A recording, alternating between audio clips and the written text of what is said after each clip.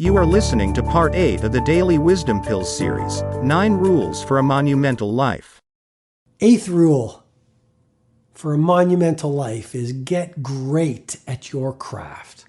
Look, you have a gargantuan competitive advantage because most people are caught up or card-carrying members, and I say this with respect, but it's reporting reality. Most people in the world right now in business are card-carrying members of the cult of mediocrity.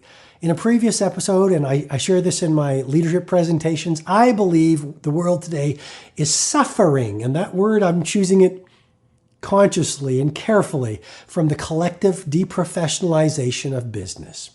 A little while ago, I was in an airport. There was an elevator repairman, and he had his boombox cranking out hard rock.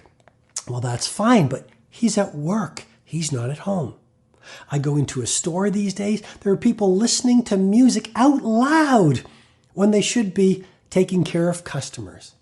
You walk into an airport and you see people behind the desk or whatever, rather than being pros, owning the game. You literally see them chit-chatting or, again, looking at videos of dancing cats and people riding bicycles off the roofs of their houses. You know what I'm talking about. I call it the collective deprofessionalization of business. Very few people, relatively speaking right now, say, this is my craft. I've got to be a pro.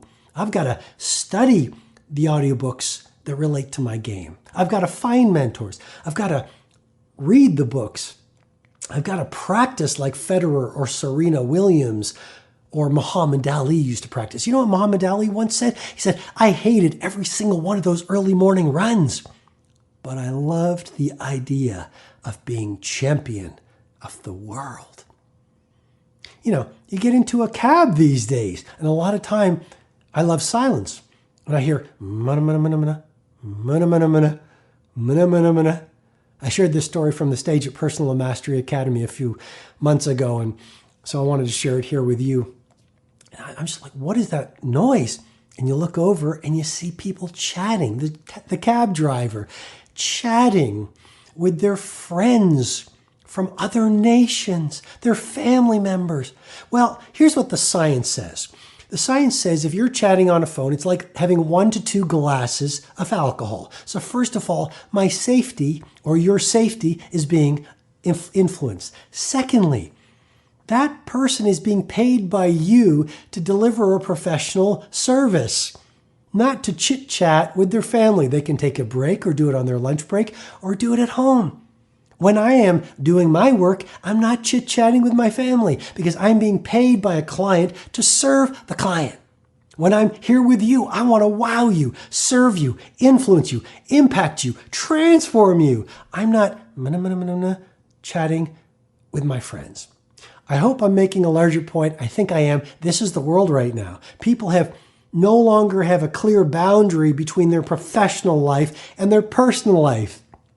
And so for the 5% of performers who understand when you go to work, it's showtime. Be a professional. You'll get paid more. You will win. People will fall in love with you.